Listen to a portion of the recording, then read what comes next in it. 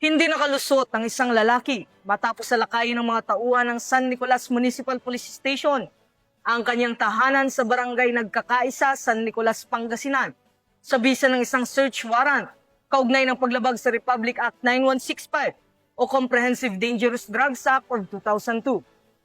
Patrolman Dennis Carinal sa report. Isang matagumpay na operasyon kontra illegal na droga ang isinagawa ng San Nicolas Police Station sa pamumuno ni Police Major George D. Banayos Jr., katuwang ang Dasol Maritime Law Enforcement Team at ang Pangasinan 2nd Provincial Mobile Force Company sa barangay Nagkaisa, San Nicolas, Pangasinan noong gabi ng October 12, 2025.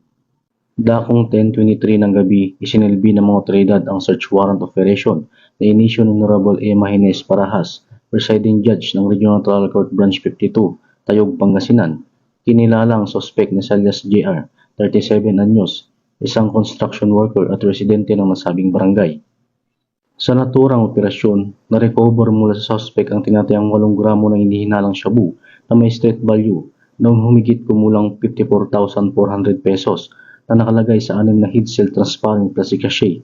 Bukod sa illegal na droga, nakumpiska rin ang ilang non-drug items na karaniwang ginagamit sa pag-refact ng shabu, kabilang 2 lighter, isang plastic tube, 21 bakanting plastic sachet, isang glass total rolled aluminum foil, at isang plastic container. Maharap ito sa kasong paglabag sa Republic Act 9165 o ang Comprehensive Dangerous Drugs Act of 2002.